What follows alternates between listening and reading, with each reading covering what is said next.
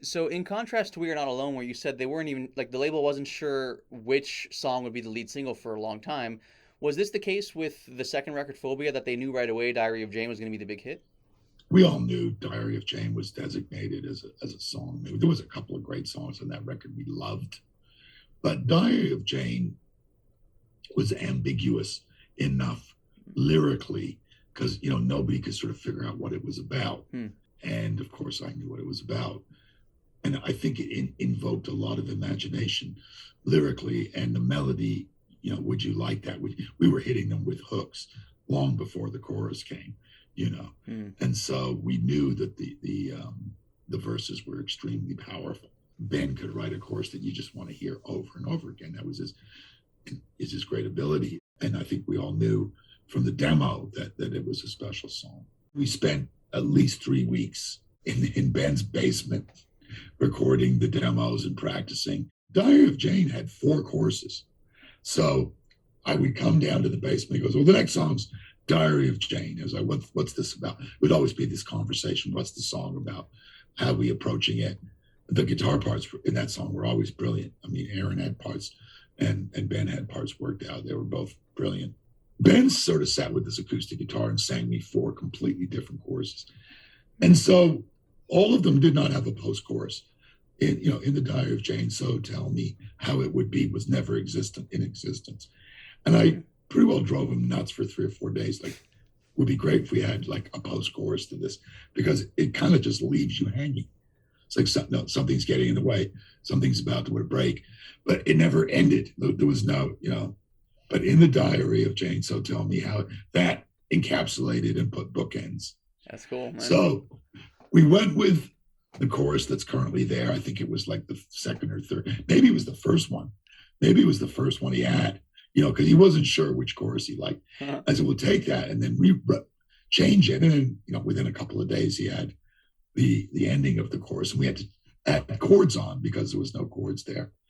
And then at the ending, we had a completely different ending that went on this whole huge vocal thing that I wanted to do with a choir. Really? And we mocked it up, and I loved it. I thought it was great. Now, the weird part about Phobia was it was tough because we were late on this record. The band had kind of put it off, and it was taking way longer in the studio. We were late. So the weird part about this was that as we finished the song, we had to send it to Ben Gross that day. Oh, cool. Okay. And then he would be in his studio mixing. And the label was sort of go over to Ben Gross's house or studio every day and listen to his mix. So it was really weird. It was like I can't even describe it. It was like an assembly line of, we would finish the track, send it to Ben Gross, he would mix it, and then they would master it the next day. So that, which you don't ever do that. You finish an album, then you mix an album, then you master an album. In this case, it was one at a time. Now, to get down and dirty, which I'm gonna, I don't think I've ever picked any song and said, that's a hit. You'd never do that to jinx the whole record. So I can tell you that there was certain songs I felt strong about, and that the band did, but nobody ever said, that's a smash, a number one. That would never, ever happen. And if we did, it would be like people would look at each other going, oh, come on. Nobody knows what's going to happen. That's the truth. We have no clue, but we felt good about the song. And Ben had done a pretty good job on the demos of that song, of this record, Phobia. He'd spent a lot of time programming some things, drum parts, and he would always get angry at Chad for not being able to play them, even though they were physically and technically impossible to play. Because when you program, I love it when singers program drums for a drummer in a rock band, and wait a minute, you're hitting the cymbal and the hi-hat at the same time, and you do things that you physically can't do. But nobody thinks like that when you're writing parts, because you're trying to write a good song. So anyway, that was funny. But rehearsals were good. I'm not going to lie and say Ben didn't get cold feet before we started that record. Okay. He did right at the very last minute. Didn't want to go. Ben didn't like to travel anywhere. Yeah. That he definitely didn't want to fly anywhere. If I may ask, why is that? You mentioned that a couple of times now. Why does he not like to fly? Well, that's why we called the record Phobia. I named it Phobia. Really? That's the reason? Huh. But Ben has phobias, and they're very serious. And a lot of people do, not Ben, but everybody. Whether it's spiders or snakes or flying, heights. Most people are scared to stand at the edge of a 65-story building and look down. These are inexplicable things in our lives that sometimes are debilitating, people are paranoid about certain things for lots of reasons. And one of the things Ben didn't want to do was fly. And I don't think he has since, which stopped Europe. Of course, we weren't going to go tour. The band never toured Europe until after I stopped working with them, which was 4 albums in. They never went to England or Germany I'm sure we could have sold 100 times the records we've sold. But eventually I think he did take a boat there. Pretty sure he did. Anyway, but it wasn't just that. It was like, pouring rain, driving, all those kinds of things. So if you listen to the first track on Phobia, it was something I mixed as well. The first track and the last track. And it's to set up all of the phobias that are involved in that record. Interesting. If you listen to it carefully, you'll hear planes crashing and airline stewardesses talking and all of the things that Ben, the rain coming down, the car door slamming. It's a whole, it's as if you were lying down and you were imagining all those things. That was the idea behind it. Now, sometimes you pull those things off and other times you don't. I think I did a pretty good job, although it's not something when I listen to the record I can bear to sit through, but I tried to make them each like a minute and a half, whatever they are long, to set up the idea of Phobia. So hopefully that answers your question. Yeah, 100%. 100%. So if I may ask, you mentioned that you know what Diary of Jane is about. Would you be allowed to disclose what the song is about? No, because by now the song is at whatever it is, hundreds of millions of plays. Everybody took something different from that song.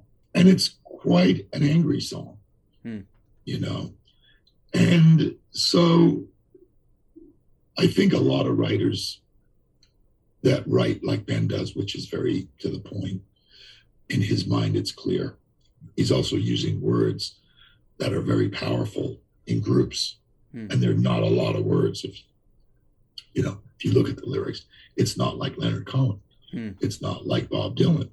These are very short, more melodically driven, and more. So the answer to your question is, it would serve no purpose for me to give away the reason or meaning of a song. I know when I worked in the studio with every artist I worked with, I would get a different meaning than the artist has, because I would also peel back the layers and talk to the artists about themselves and their lives. And so I would immediately get a totally different vision for the song than they did. I hear you. So, one thing you said a little bit earlier that I wanted to ask you, and I forgot to. You mentioned that when you guys did Diary of Jane at first, you had this chorus idea for the end of the song. Did you guys actually record that and then not use it? Like, what was the story there exactly? Let me see if I can find it. It's interesting. So right here, a chorus would come in? Sorry? So right here would be that chorus that comes in? Yeah, so it just kept on going, oh,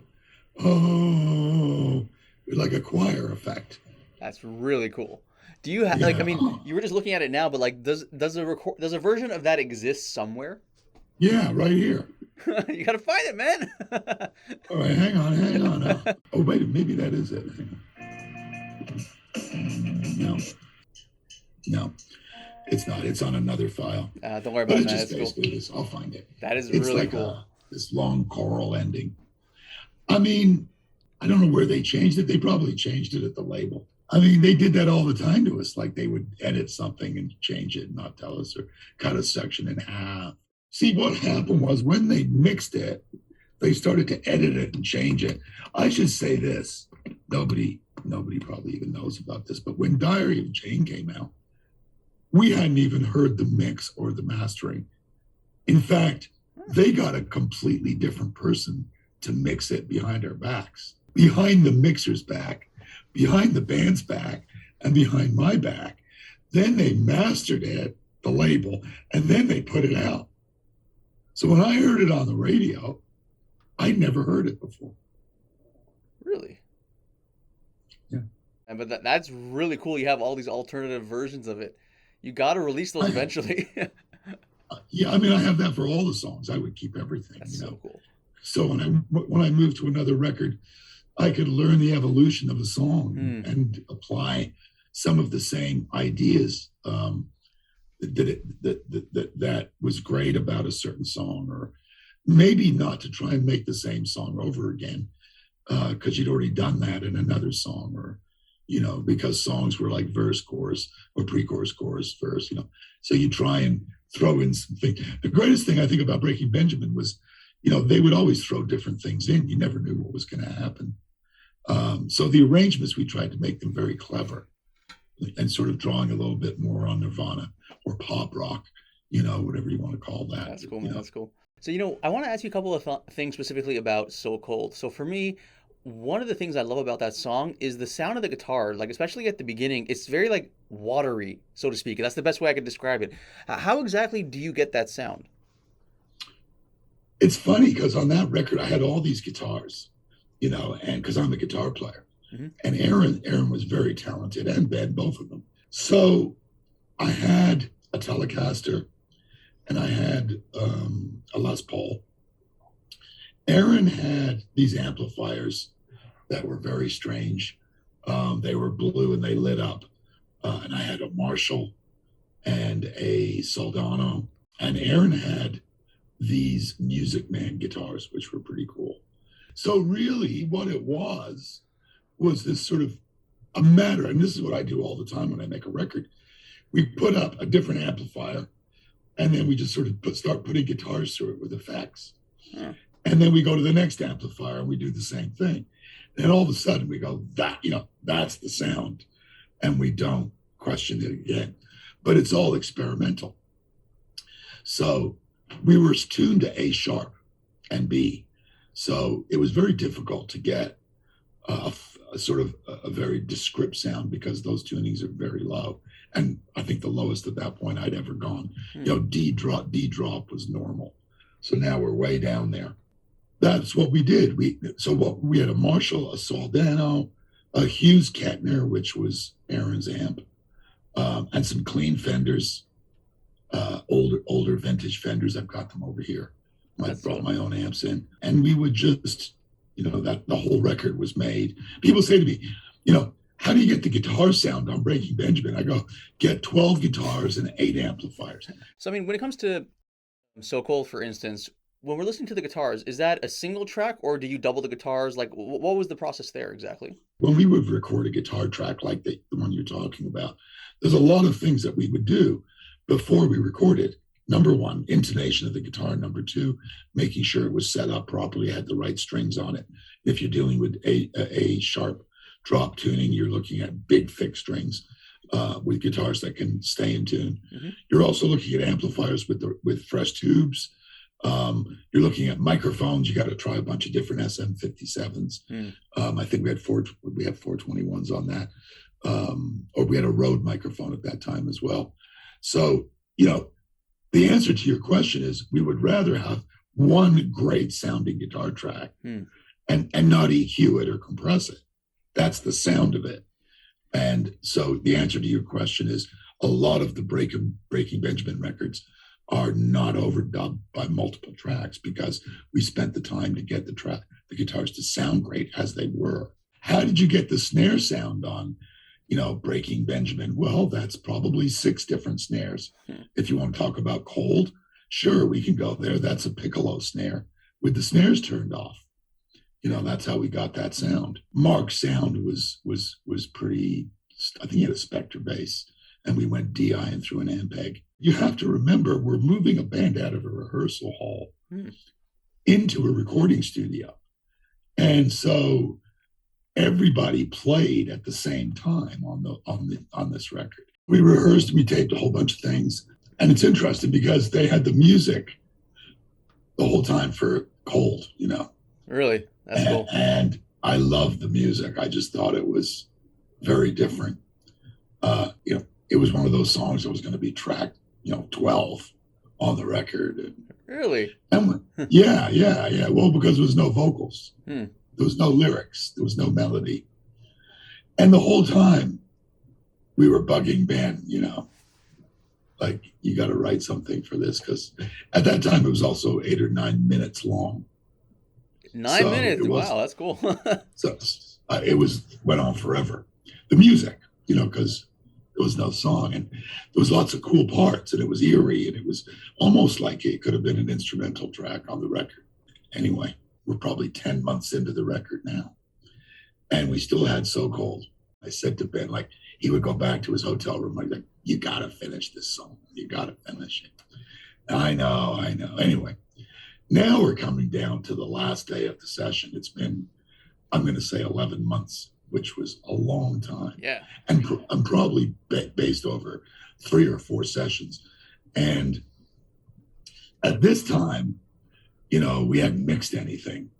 And I was very excited to mix the record. I'd been really practicing my mixing in the studio. Now, I got to say, I was a pretty good mixer. I'm not going to say I was a great mixer, but I was pretty good. And I'd spent a lot of time on these tracks. And I worked with some talented people, engineer-wise, like Dan Corniff and John Bender, who were also working with me at that time.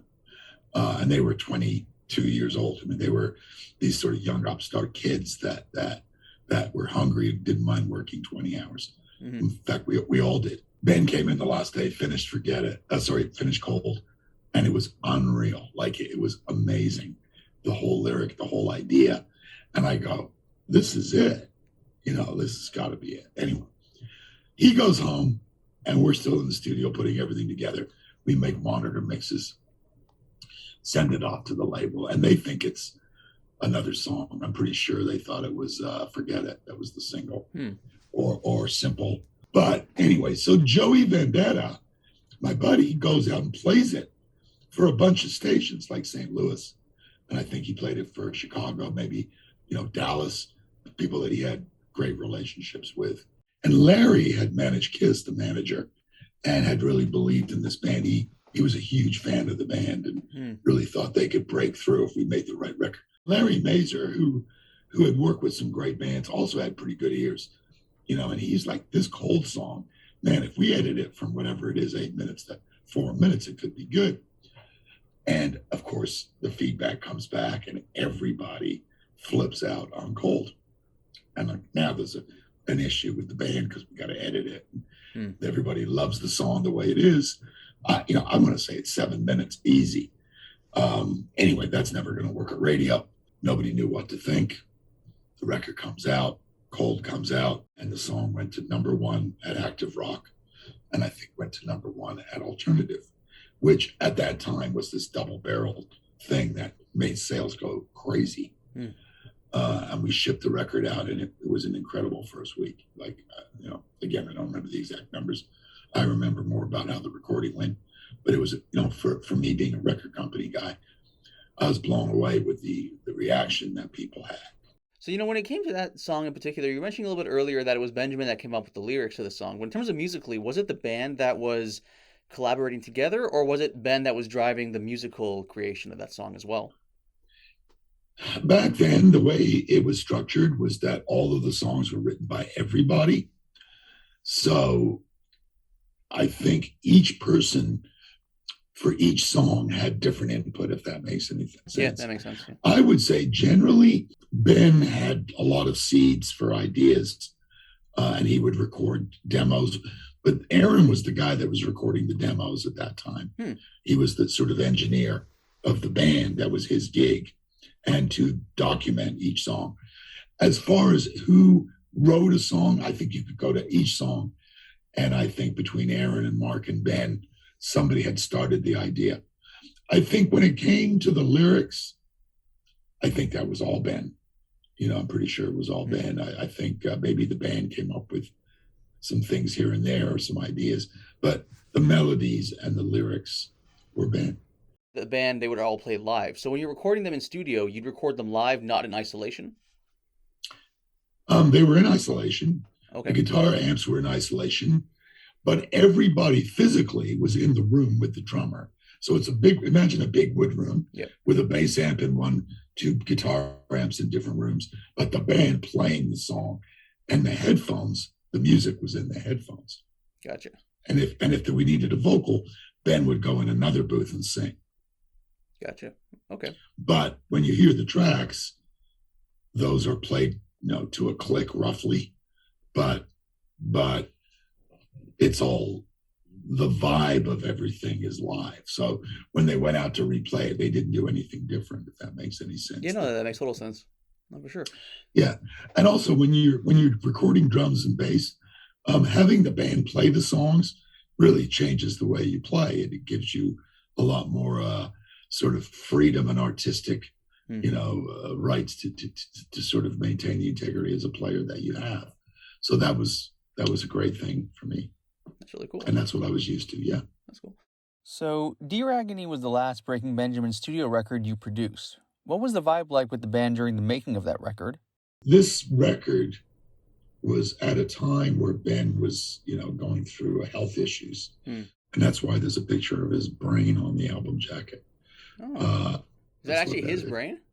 Yeah. Oh, wow. So at that time, there was a lot of question marks as to the future of the band. There was a lot of unrest with business. It was a tumultuous record, Ben's health. But we got through it. I think that the tracks show the tumultuousness of the personalities. At the beginning, we started very, very kind of like, let's go team, we're going to do this again. And then as it unraveled, it got very individual and less. I hear this a lot from other people. Like, that's when people start having their own tour buses. It happens. It happens. Only to come full circle, as we all have to go through those things in our lives to learn from, success and the pressure of success, and the pressure of writing and the responsibilities that go with being in a band. And like I said, it would be great if everybody was in, Rush and U2 and the Foo Fighters for 30 years, 40 years. But the truth is that sometimes that's just not possible. And I noticed that a lot of the bands I've worked in have lost a member or two, or sometimes all of them, as in the case of Breaking Benjamin, which is sad for somebody like me, because we created a sound together, and some people like the new sound better. Sometimes people like the new songs better. But for me, I remember only fondly the time we made those records. And I don't listen to the new records because I kind of know what they sound like already, because we created that sound, together as a team. So, you don't need to go into details, but I'm just curious on that topic. Were you surprised by the breakup, like when the band first broke up? Yeah. I was surprised that it got down to lawsuits and shit like that. Yeah. You don't want to end up in court. You just want to settle, get this thing done, make your peace, and move on with your life. And it seemed to be able to drag on. And I wish, it's none of my business anyway, but it was sad to see people that were once best friends and loved each other no longer work together. Yeah, because you like to think that great things last forever. And that's the era I come from. I come from an era where bands stayed together, and for the most part, nobody got replaced. And when they did, it would always be like this watered down version. Imagine Jimmy Page with Eric Clapton playing guitar or something, or sorry, Led Zeppelin with Eric Clapton playing guitar.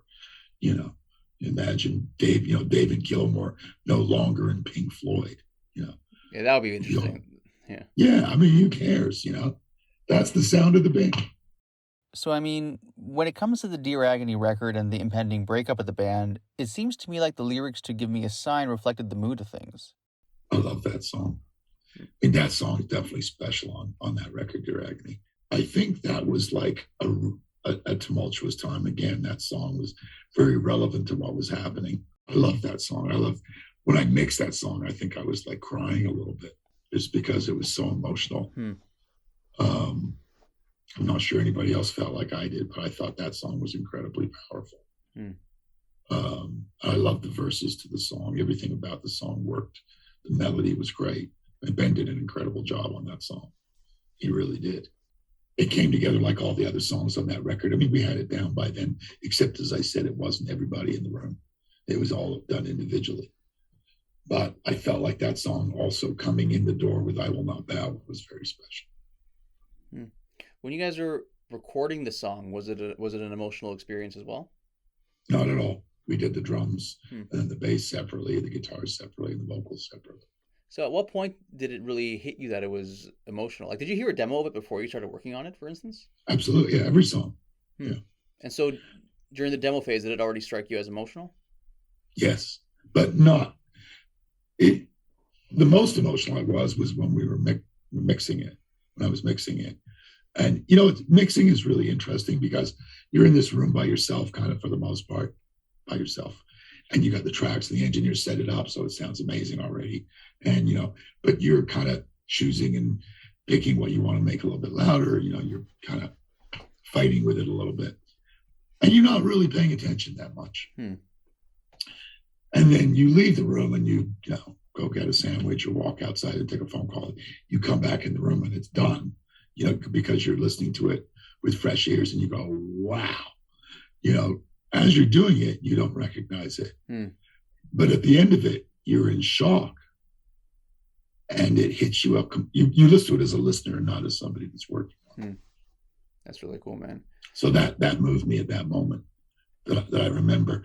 I mean, I remember liking it because I work in sections, 8 bars at a time. Yeah. So it's kind of like threading a suit together. You're sewing sections together, especially when you're mixing. So at the end of the mix was when it hit me. Yeah, it was like, this is crazy. Do you know if the other guys felt that way too? At that time, there was nobody in the studio. Hmm. Hey, fair enough, man. So you don't get to see. When everybody's there for the mix. Actually, I think Ben was there. Yeah. I mean, I don't think Ben would always look at everything technically, and as if things were the right level and the kick drum. He's very, very much into drums. Hmm. I think Ben, if anything, was very sort of nonchalant about this. He knew it was great already, and we had a job to do and we did our job. That's how I saw it with him. It was not one of those things when the record went platinum that he called me and was, can you believe it? It's like one of those, whatever. It's like, oh, well, another platinum record. That's awesome. Oh, just another platinum record. Well, at that time we already had platinum records. That's so cool. I think that's the thing. To me, I'm different. Like, to me, every time's an amazing time. Mm-hmm. I'm like, if somebody says your record went gold or your single went gold, whatever, I'm like, yeah, I'm happy for the band. Yeah, sick. I spoke with Michael Beinhorn recently, and he said that when he was recording Super Unknown, Chris Cornell would like to be basically completely alone when he's recording vocals. Like, he wants nobody there. Was there anything like that with Benjamin, or did he not care if people were around? If I wasn't there, he wouldn't sing. Huh. I mean, it would always be one of those things. And I stood up in the studio a lot with Ben and mouthed the words to get timing. So I would do that all the time. With all 3 records? Hell yeah. That's cool, man. Yeah. That's cool. Yeah. And I would conduct with my hands, That's awesome. Because we could always see each other. Musically, how is he like in the studio? So for instance, I spoke with Mike Frazier recently, and he said that when Brian Johnson would record vocals, Brian Johnson would actually physically hold the mic. Another guy I spoke to said Perry Farrell would actually run around the studio when he's singing. Was there anything peculiar about Benjamin in the studio? Well, yeah. I mean, everybody is different. And it's funny. With singers, every singer has a window in their day where they're great. And, you got to be careful. I mean, you try and get a singer in the studio at 10 o'clock till noon.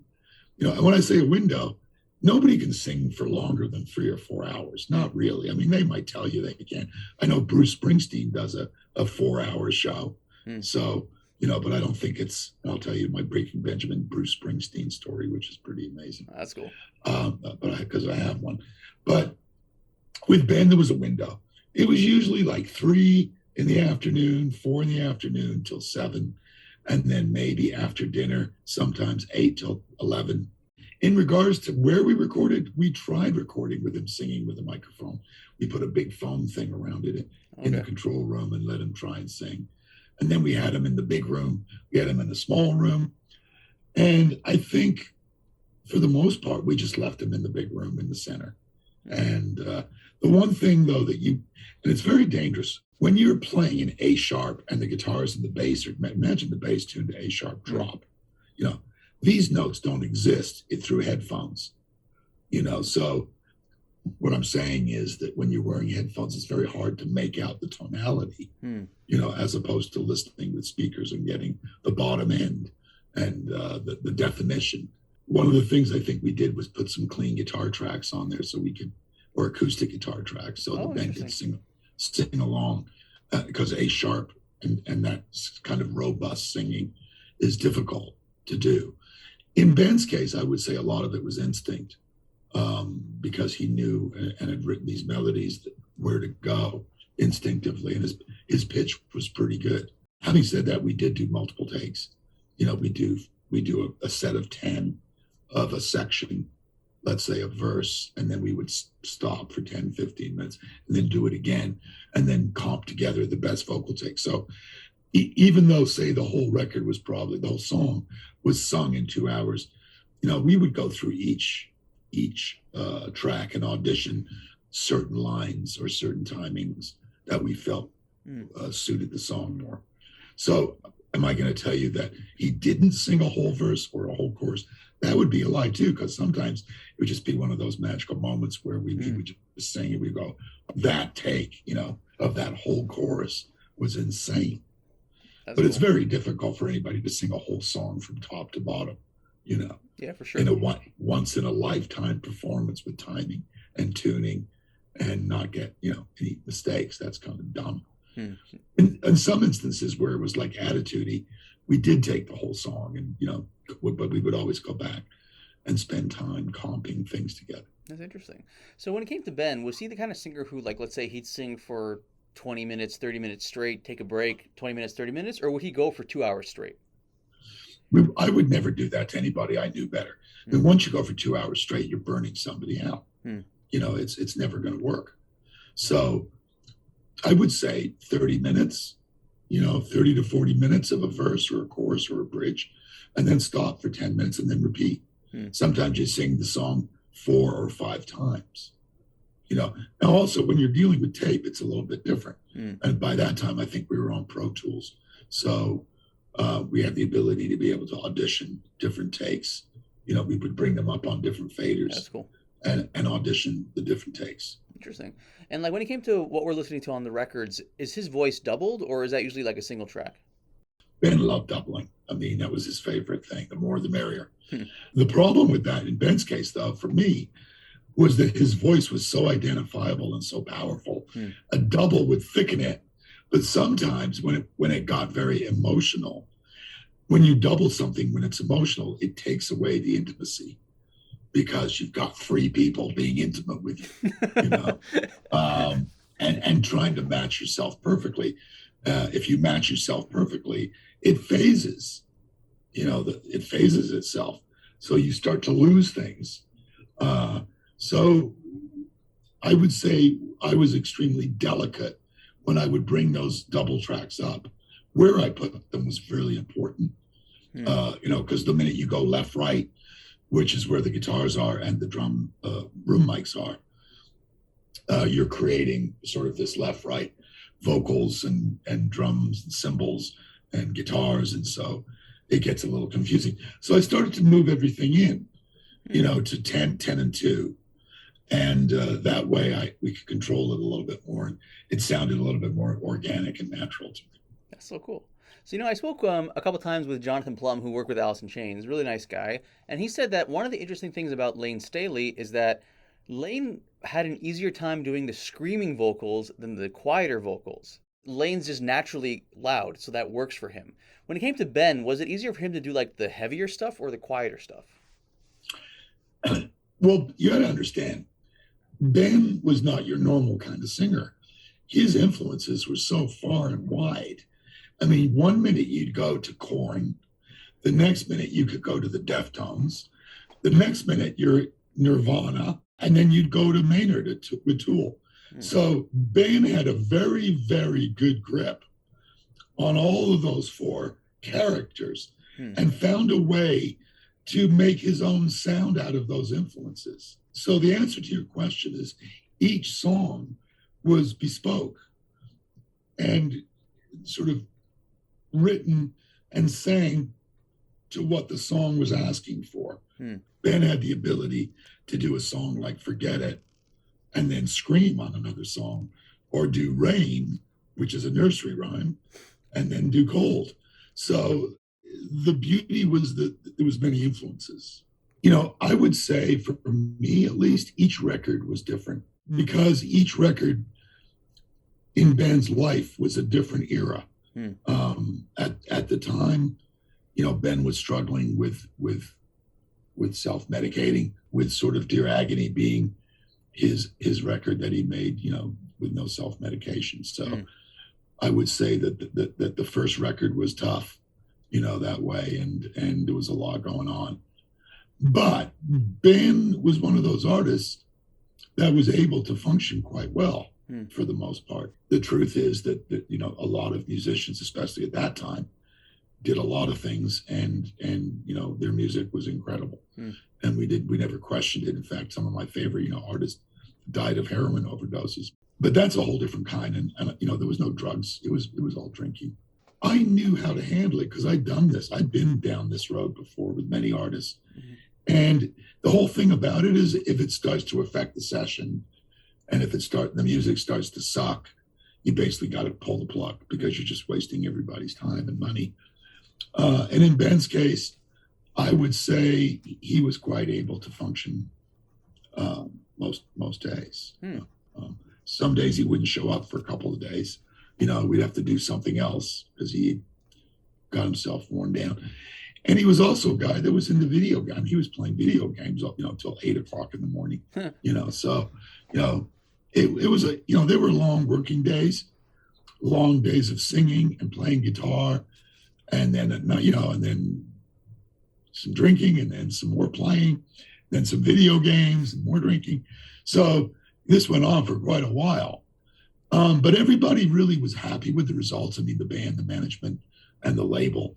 So there was no reason to kind of like, you know, stop the session for any reason because everything was moving along. You know, Ben loved to repeat. If we did something and it worked, he was very superstitious.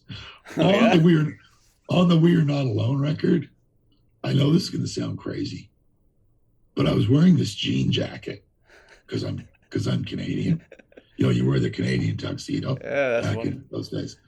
Anyway, I loved this jacket, and like I wouldn't really wash it. It didn't smell, but it was worn in and kind of ripped in a couple places. And Ben always looked at me just like he would look at me and go, I love that jacket.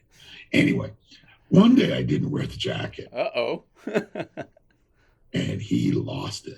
You better, I'm not doing anything today. You're going to have to wear that jacket again tomorrow. And I'm like, oh. So he was very superstitious about certain things. Now I got to jump in there really quickly. Were you able to at least wash the jacket or no? I did wash it. Yeah. Okay. I did. Well, I think that's why I didn't wear it, because it was being washed. You know, a jean jacket, you don't wash it every month. You wash it. Well, you like that look. You like the faded. You know, you wait till it's nice and grimy, and then you wash it. Yeah, it's that Canadian shine. It's got the Canadian. You know, and I, being a very true Canadian, I wanted to represent. That's it, man. So I, you know, get back to the jacket. So I just want to give you an example of some of that. Well, there was a lot more than that he was superstitious about, but I was okay with it. You know, in the studio, you need an edge. You know, like, you know, let me give you an example. Sure. Wayne Gretzky. Yep. You know, they say he's the greatest hockey player. He is, I think, the greatest hockey player. But you know, the greats have an edge. There's something about what they do that gives them an edge. And in Wayne Gretzky's case, he wore his sweater over the top of his pants on the left side, so that when he skated, they didn't have to wonder who the player was that they were going to pass it to, because you want Wayne to get the puck, and you want him at center ice, and you want him to go straight into the other end and score. But that was an edge. And so in the studio, certain people I'd worked with over the years, I'd noticed a lot of them would do something different, whether it was putting down their own rug from home with candles from their house, or an incense smell that they loved, or their favorite beer, or a bottle of Southern Comfort. It didn't matter. There was something in there to comfort them. And the lighting had to be a certain way. And each artist had a thing for how they wanted to. Somebody once wanted all the lights on, and no candles. And this song, I want it to be bare, and I want to feel like everyone's looking at me, and I'm, So I call that, Michael Jordan had an edge with his shoes. I'm just telling you how when you get into the studio, you look at anything you can grab onto to boost your performance. No, for sure. Hopefully one day, there could be like a reunion or something. I don't know if anyone could recreate something that happened 25 years ago. I know Rush are probably one of the only bands that were able to do that. They never really changed. They changed each record, but yeah, people go to see them because that's why. Because they know exactly what, or Bruce Springsteen, know what they're getting. They're getting a great shot, great lights, great sound, great music. Now, before I forget, you mentioned a little bit earlier that there's a Bruce Springsteen story with Breaking Benjamin. What exactly is that story? This was on the Dear Agony record. Okay. It's pretty cool. So I get this call in the afternoon from Chad. You coming tonight? I'm, oh yeah, I can't wait. It's going to be a great show, blah, blah, blah. New Jersey. And, at the arena, Prudential Center. Says, Bruce Springsteen's coming. I go, what are you talking about? Bruce Springsteen's coming. I go, get out of here. He's not coming. You're full of it. Oh, no, he's coming to I go, you wish Bruce Springsteen was coming. I'm driving to the show, get a call, Bruce Springsteen's here. I'm like, okay. Anyway, the band does their show. Yeah. And they are fantastic. Anyway, Bruce Springsteen. So I'm going backstage, and there's Bruce Springsteen going backstage. He's got his laminated pass, and he's with this kid. Anyway, so I get backstage, and there's Bruce and his kid. And I had met Bruce Springsteen once before on a phone call with Bruce Hornsby. I was producing Bruce Hornsby, who would stay with Bruce Springsteen. And I would always call the house. I had Bruce Springsteen's phone number. That's cool. I'd say, I would say, is Bruce there? And he says, oh, do you want to speak to the real Bruce? But he'd always say that. And then he would hand the phone to Bruce Hornsby. So I said, well, I'm the guy. I introduced that called. Oh, you're David. I said, yeah, I'm David. Anyway, we ended up giving him one of the band, his son. So I said, well, what the hell are you doing? Why? He says, well, my son, he's 14. I think he was 14 at the time. Maybe younger. Anyway, he goes, why do I know every Breaking Benjamin song? Lacrosse, soccer, hockey, football, and he went on and on. And he goes, who do you think drives them? Your kid's putting the Breaking Benjamin CD on every time you get in the car, and everywhere is 30 to 40 minutes from me. So I go through a whole album over and over again, driving my kid to sports. Now it's like, and we're in A sharp, and he goes, how do you get that bottom end? I said, well, I produced the records. He goes, how do you get that bottom end? He says, it's ridiculous. I wish I could. I said, well, you have to tune down to A sharp. I think Bruce is in E, so that's not going to happen. I love it. I love the records. And he goes, Bruce was singing along. The sound man was told me that Bruce was singing along to the Breaking Benjamin songs because he knew all the lyrics, which is a testament to the band. I know this sounds crazy, but you can sort of see why he would be able to sing along, because Bruce was a cover band guy. And he could learn lyrics and melodies, and he knew the band songs extremely well. And his kid was a huge fan. That's so cool. But it was at that moment I had a pivotal moment in my own career. Mm-hmm. And he liked me, and I liked him, and we just got to talking. And I said, you play a 4-hour set. I said, would you go see anybody play for 4 hours? He goes, no way. He says, well, we do take a 20-minute break.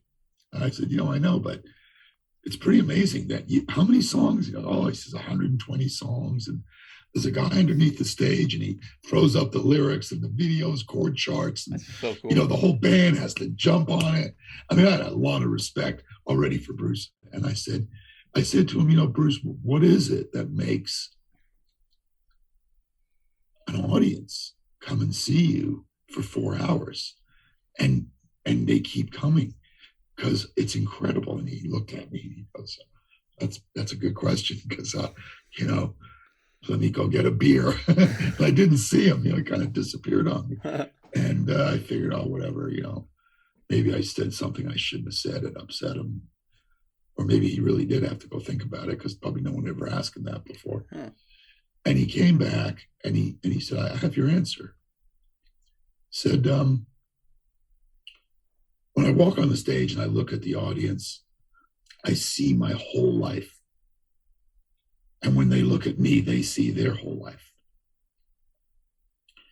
And it's like one big family album that we all look at together. And I thought that was pretty incredible. Yeah, that makes a lot of sense. Because I mean, with so many bands, you associate your like deepest experiences with them. So yeah, that does make sense actually. That's really cool. And like I know myself personally, like a lot of concerts I go to, I mean the longer the better. You know what I mean? Especially when you're really into the band that you're checking out. So I think when music connects people like Breaking Benjamin, where there's a sound and there's an identifiable voice, and you're guaranteed you're going to get into a mood that you want to be in to feel uplifting or blue, whatever it is you want to feel. When the audience comes together, it creates a whole different, thing because everyone's feeling that together, even though they might have a different meaning. Certain music transcends everything, and it's an instant time machine. It's probably the best way to travel in time, better than anything on earth. A song will take you back to a moment in your life. And when we made records, especially with Breaking Benjamin, we were very cognizant of the fact that if we didn't achieve a certain mood or a certain vibe from the vocals, especially, that we sort of lost the plot completely. And so different days, we would do songs sometimes different days, the same song, to see if we got a different result. A lot of experimenting. is there any one song you recorded with them that means something special to you? Wow. I'd say each record. Yeah. And I'm different because I listen to a record, I've heard the songs 1,000 times.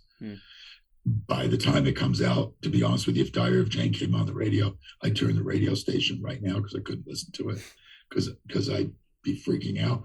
I did get to mix Dear Agony. And Dan Corniff got to mix some tracks on that too. They finally gave us the reins to mixing after 3 records,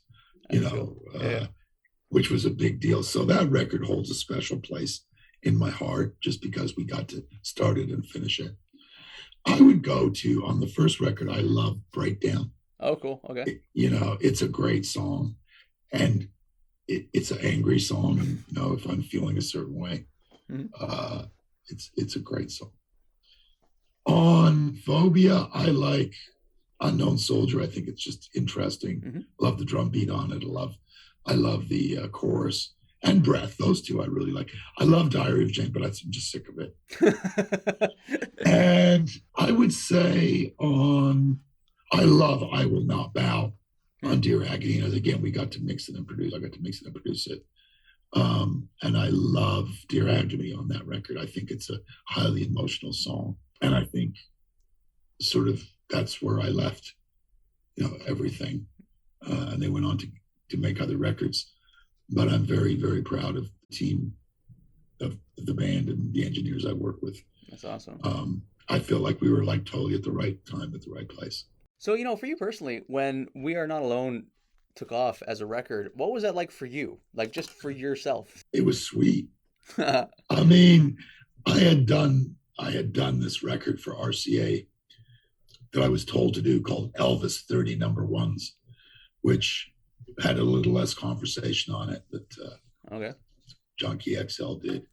And the plan was for it to sell 500,000 copies, and it sold 12 million copies. And the company owed me a ton of money, a lot of money. As an A&R person, they have to. Everybody gets paid as an A. It was a lot of money. And so they let me go. So they didn't have to pay me.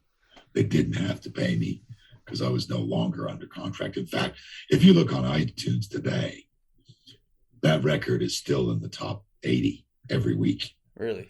And it sort of hasn't stopped. I think it's somewhere in the 15 to 16 million range. And it was a number one around the world, except for America. But because it was a part of, anyway.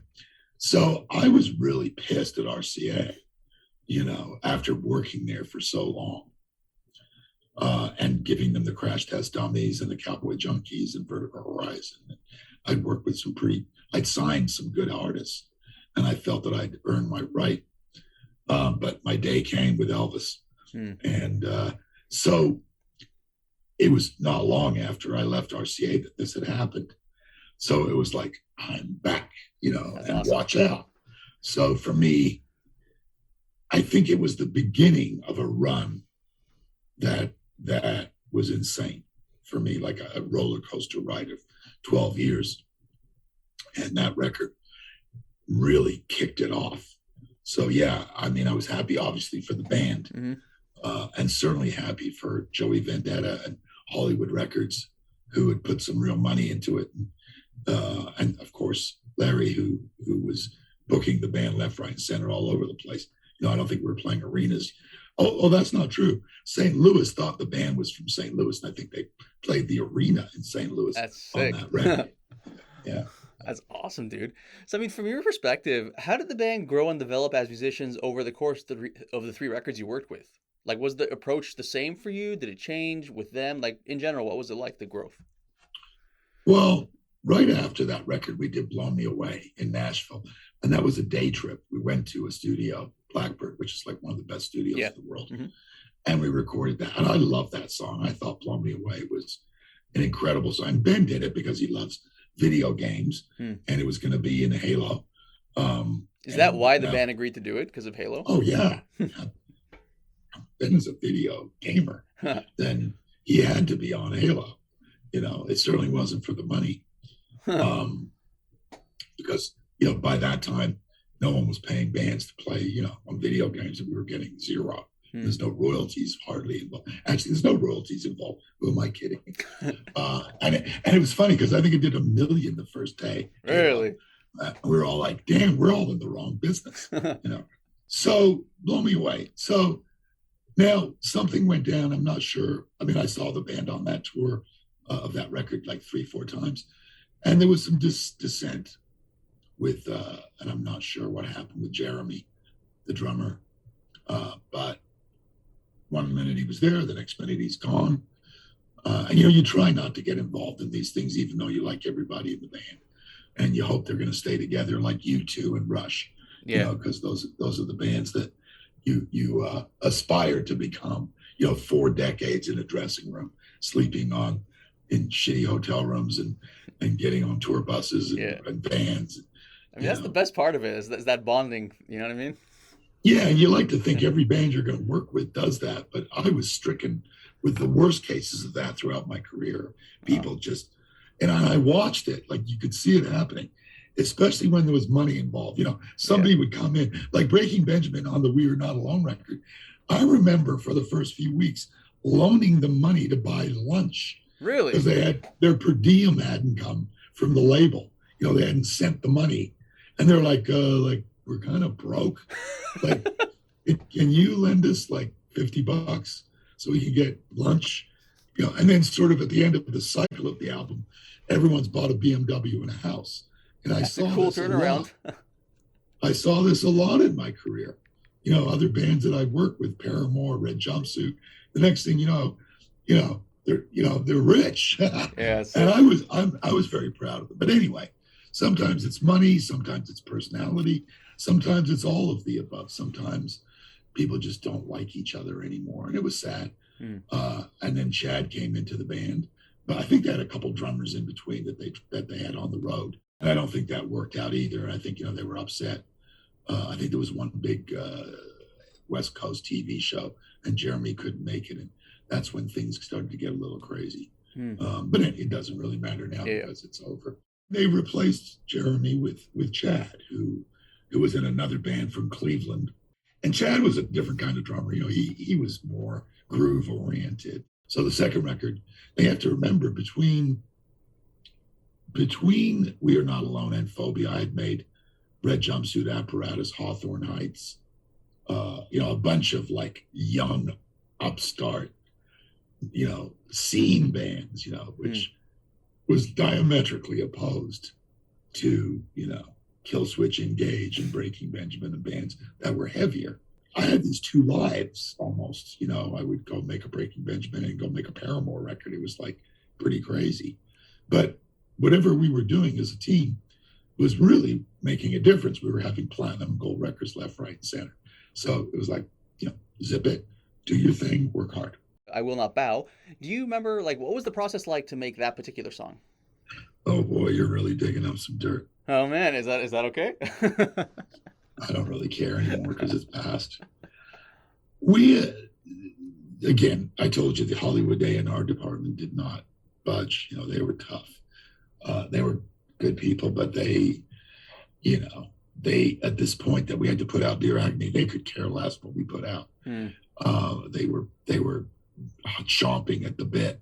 They wanted us to go in the studio and put the record out in November for Christmas and Thanksgiving and everything. And Ben and I had a meeting and we played all the roughs and everything. And I said, I don't think we have the smash, yet. And I said, let's wait till next year. And of course the label went out of their minds, as they do, because they have to fit it, their money, and I understand this being working at a label within the billing cycle. And then Ben showed up with I Will Not Bow, and it was like, okay, bam, like that. I'm not saying that's a hit because I would never do that. And you know what's funny about that song? Ben brought it in as an acoustic song with just him singing. Oh, interesting. And it was, the pre-chorus was just blew my mind. And I thought that was the chorus because it was that strong. I don't want to change the world was the lyric.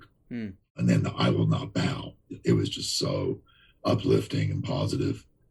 And by this time, Ben was no longer drinking, I think. And he was, the lyrics were very serious and spiritual to me. That song really hit me. And when I found out that was going to be the first single, I was like, wow, this is going to do well. I think it went to #1 in record-breaking time. But I think just again, because the lyric and the video was very connected to a lot of people instantly, and made them feel great after listening to it. Powerful. I mean, you could play a video game and listen to that song and feel like you can take over the world. So I love that song. I like Dear Agony too, and there's other tracks on that record. But that record, was the culmination of 8 years of work. So when it was done, it was a sad time too, because the band were not together. And they were individually recording everything and whatever. You just kind of roll with the punches when that happens. Hey, well, they created some great music, and that's really what matters, So. Yeah, they do. And I think Ben is super, super talented, and I hope he continues his illustrious career. Absolutely. So another song I wanted to ask you about is Dance with the Devil. You remember working on that one? Yeah, 6/8 for 3/4 time. Yeah. And what was the process like for making that one? That came together, a great example in pre-production, because we had different tempos, I think, going for that song, doon to goon, bad. And so 6/8 was we hadn't done a 6/8 song until that song. In fact, I think on that record, Phobia, we ended up with 2 songs that were in 3/4. And that was one of them. I can't remember the other one right now, but I'll remember it. But Dance with the Devil had such a great chorus, from the beginning. So we knew we had to set it up. And I think if you listen to the song through a different lens as far as the verses go, we tried to make them really super eerie so that, when the chorus came, it would pay off. So there's not a lot going on in those verses. They're very stripped down and more. There's that tom groove and the bass. I think it's a poppy song, to me. I love the drumming on that song. One of the things that Chad did on that song that we channeled was Jeff Porcaro. We both love Toto and Rosanna and that beat in Rosanna. Those grace notes on the snare. And so you've got all of those upbeats. And once you start using upbeats in a song and you place them like Chad could just behind, we're also used to, but the minute you start thinking about, once you start playing with grace notes and start playing with upbeats, it sets the groove and it gives you something to move your body to. And I think that record and that song in particular is a great example of something that is hypnotizing and that locks you into the song. And again, it was an adventurous song for us because we hadn't done the 3/4 thing really. Really cool. Not to any extent. And then we ended up with 2 songs like that on the record, which is, you could even take Unknown Soldier, like if you go to the chorus, that's what it is. It's the same thing again. It's like that, pushing that upbeat, pushing that 3/4 time, and having a bass player and a drummer that were talented enough to be able to play that. That's really interesting. So I guess in general, what is Chad like to work with as a drummer? Like, was there anything unique about his approach? How did you feel working with him? He's funny. Chad's one of these guys that's really great and doesn't, he goes back and forth between, oh man, I suck, and oh man, I'm amazing. That's awesome. I love him for that because, he tries different things. What I love about Chad's playing is he loves gospel music. Oh, cool. That he loves that South Carolina, North Carolina, Georgia church music. And he listens to a lot of those drummers, but he also loves rock music too. So again, he has that X factor of groove. He can play like a funk song, like Leaving the Holes. He's got incredible arms. He can play great fills. Like Jeremy was the same, he played great fills, really come up with clever things. Because I always said there was only 21 fills, and everyone would look at me and go, 21? I go, yeah, that's it. Well, where are you going to go? But they would always try and stump me and come up with something, or a different sound. But I think with Chad, his specialty was being able to give the band another dimension, because not many rock bands had a great groove drummer, and the ones that did, the Deftones, or Tool, Danny Carey, those bands set up these moods all the time. And so those are the records we would look like, what are they doing? How clever is that? And, you try and learn from that. And where did they get that from? So I think that was it. It was the ability to listen to different kinds of music that made some of the records we did special, working with musicians that had a bigger scope than just putting on hard rock or metal or whatever it was, new metal. I think that's kind of what new metal ended up to be in a way. A lot of it was, with rap and hip hop and Skindreds and, Linkin Park, everything ended up to be this conglomeration of music. Yeah. And I think drummers that understood that always did better. Interesting. So do you remember working on Breath? That was a great example of like a song that in its acoustic form was already amazing. And we decided to incorporate that right the way through the song. It was rhythmical. And the chorus was so strange that just because the pre-chorus was kind of the chorus and then the chorus came, you take the breath right out of me, you put a hole where my heart should be. It was very, like with a knife, but it was acoustic based. So it was a song we purposely didn't make heavy that way. It was automatically kind of heavy because it was an A sharp or a B, but there was a lot of more sort of melody involved in that song. And I think we treated it that way. The one thing about that song I remember that's special is the groove that Mark gave the song on the bass, It was like a sort of a very kind of R&B-ish Hmm. groove.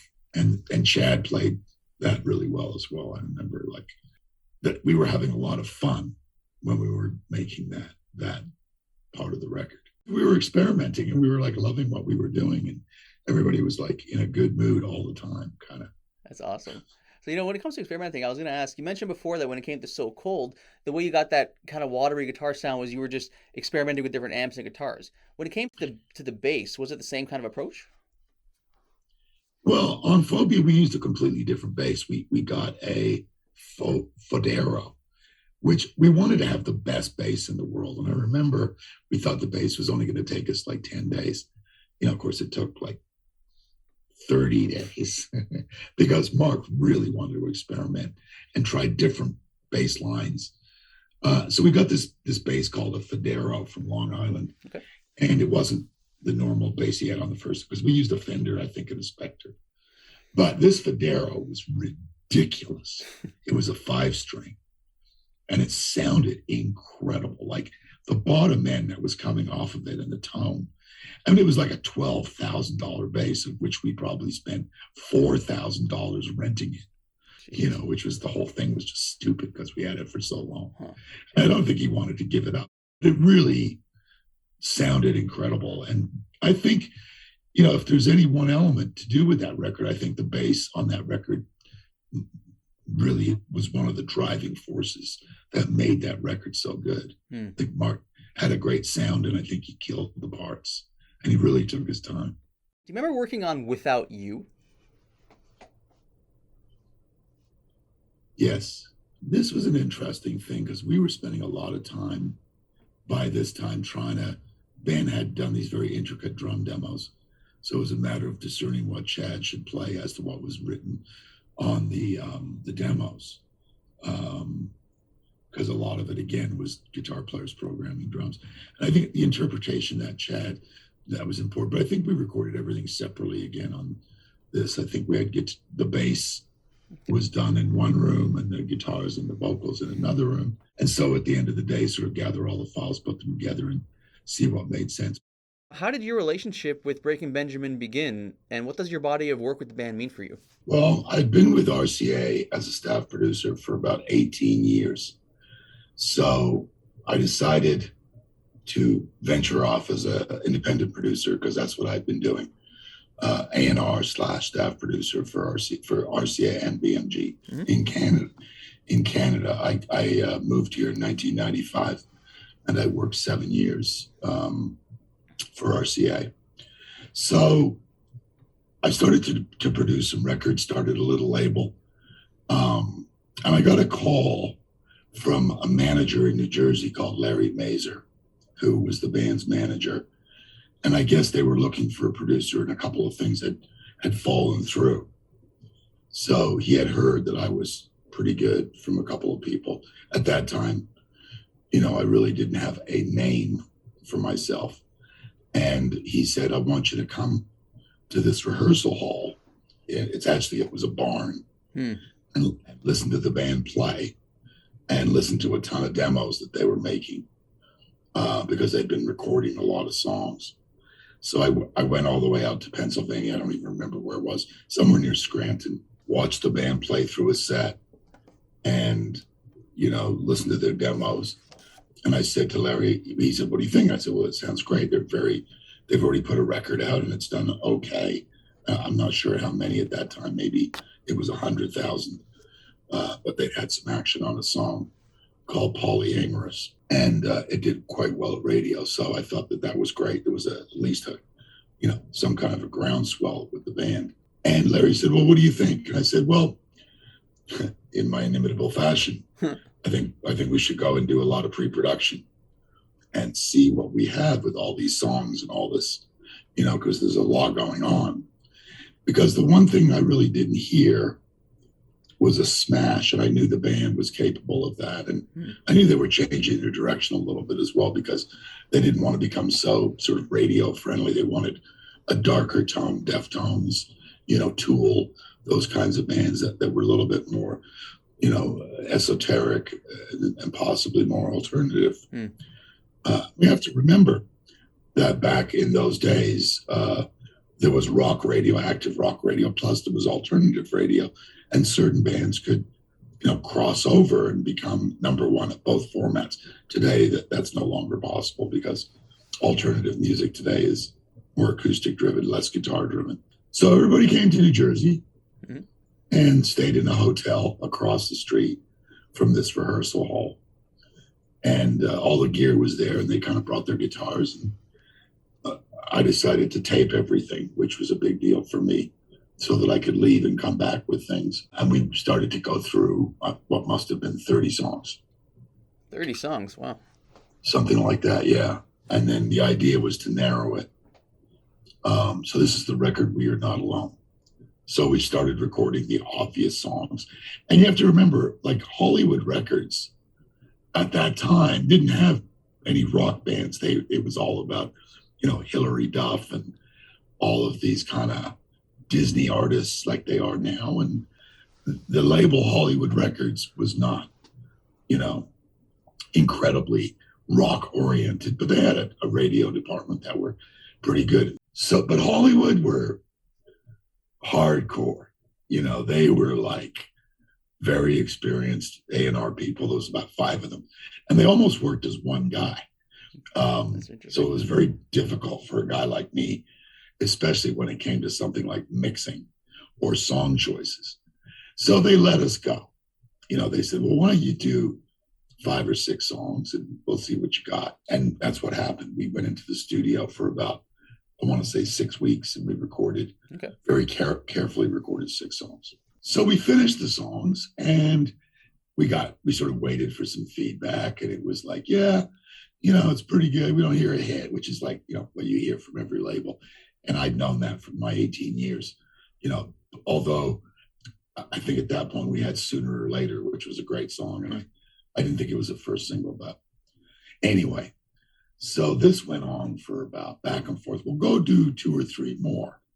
So, okay, back into the studio. And every time this happened, the band had to move. I was recording the record in New York at the studio called Mirror Image, which used to be the Hit Factory. Okay. But these guys had taken it over, and it was like a hip hop studio. But I loved the room. It sounded incredible. Big wood room, and very much about a live band, a rock band. I think they just built it that way because that's what, when they built studios, they did it that way.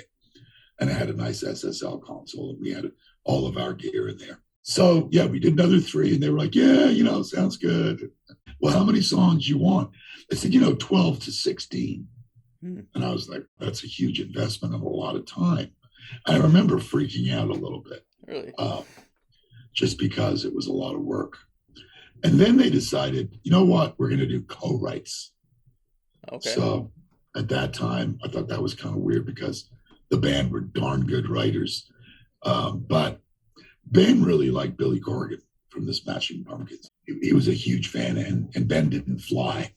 So they put Ben on a train, one of those 16-hour train rides to Chicago to write with Billy Corgan, which was a thrill for Ben, I'm sure. And we were excited to see what would happen.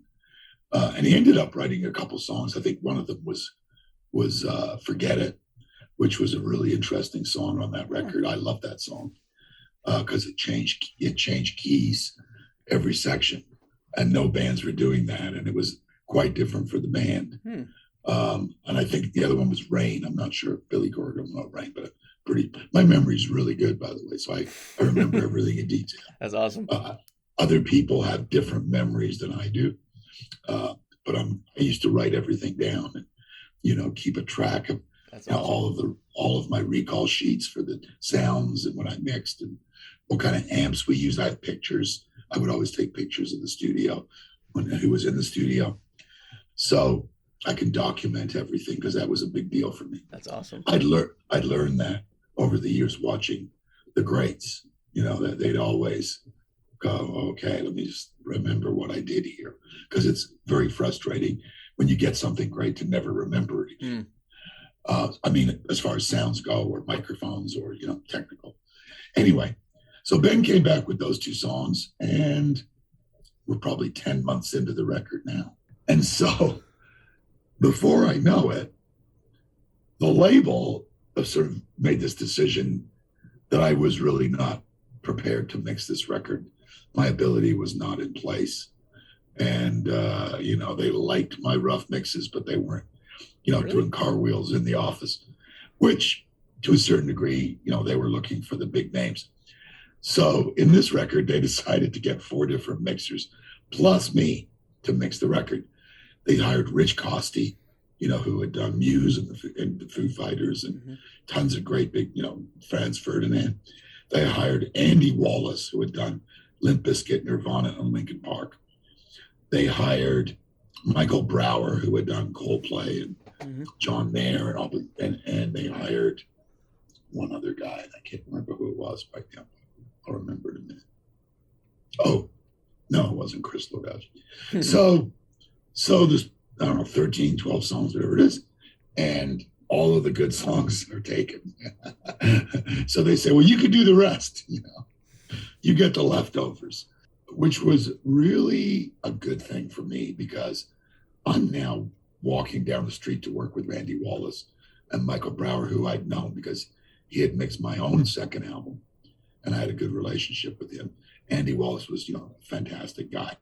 I watched what they did and I ended up mixing, I think, 7 or 8 songs on the record. We ended up as, I think, 3 singles deep on it, and with Rain. And then we did a song by Queen for a Queen album. It was a cover album. And we did Blow Me Away, which is another story. Yeah. So that's my story on We Are Not Alone. That is so cool.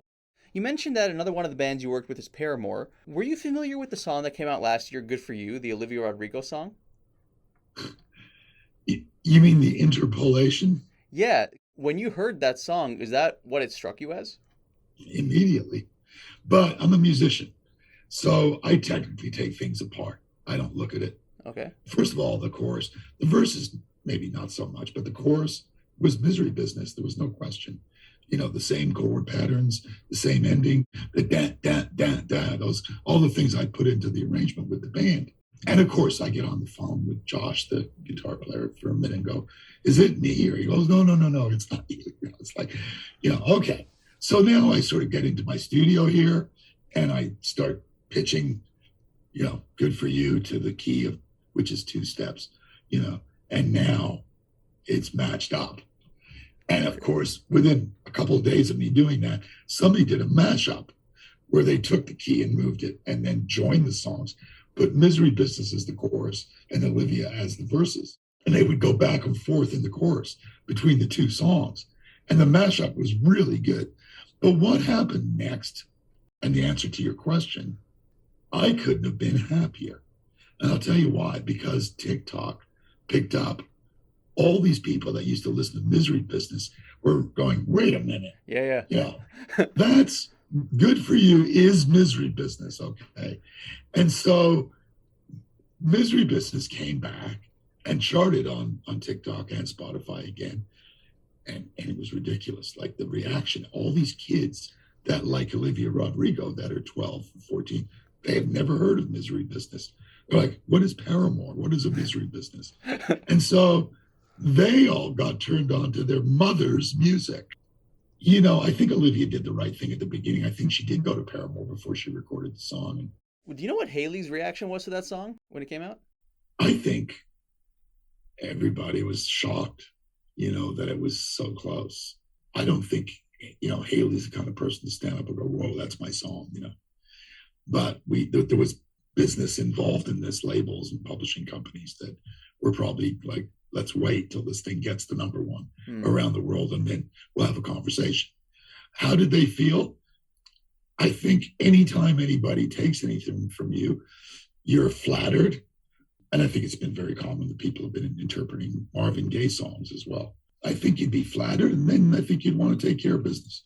I mean, I had it happen to me. People sampled my songs 2 years ago. Like 4 of my songs got sampled by hip hop artists. And Craig David took one of my songs. People don't ask, they just do it now. But, people do it. And as long as people take care of business, which Olivia Rodrigo did, I don't think there's anything wrong with it. That's cool. As long as people are fair. That's cool. And Haley got a writer's credit on Good For You, and so did Josh. So that's fine. What do I think of all that? I think rock music's out of ideas. I think the recycling and, I mean, how, there's only so many chord progressions, there's only so many things you can do now. It's great to see, Tame Impala or whoever it is that's a new band doing exciting things, but not, after Angus Young, there's not a whole lot, So I'm glad to see it. The funny thing for me is when we were doing Paramore, of course, we were listening to No Doubt and listening to the Pretenders and Joan Jett. So everything comes from something. We can all pretend it doesn't, but it does. Yeah, I mean, for me personally, like because I'm not really someone that listens to top 40 so much. So for me, last year, 2021, was like, I was thinking, okay, you know what? I've spent like basically the past decade deliberately avoiding top 40 just because it's just the thing I don't listen to. Let me check out what this new musicians are doing. So I heard Olivia Rodrigo. I'm like, wait a second, is that a guitar I hear? Is that a drum I hear? Is this rock and roll? And then what I thought was awesome is the fact that it did sound like Paramore, because I was in high school when Paramore was out, right? And I never really listened to Paramore too much at the time, but I was thinking, okay, this is great because this is going to bring people back into the stuff that I love. So I agree with you. I thought it was fantastic that song was out there, and it was great. I mean, anytime that a whole new generation gets to discover something, I mean, this is the main reason I think rock is dead, was the minute that parents started liking their kids' music. When I was growing up, I was playing Jimi Hendrix, and my father was like, shut that crap up, It was rebellion. It was punk rock was the ultimate rebellion. The Sex Pistols with 30-second songs and cutting themselves. And what are they doing to themselves? And so rock has always been around. The minute it's sort of like, I'm going to play my kid the Beatles, and the kid goes, I love the Beatles. So on that topic, how do you feel about, I mean, because we're saying that it's great that through Olivia, people discovered Paramore, but at the same time, the fact that like kids like their parents' music and vice versa, and that's why rock, some people consider it's dead. So is that a conflicting thing of like, it's good, but it's bad at the same time? Yeah, because first of all, when we put out Breaking Benjamin records or Paramore records, we were selling CDs at $13. Now look at you. Everybody in the world knows what Spotify pays now, and it's pathetic. Every musician, producer, engineer, manager, we're all like, we're getting nothing.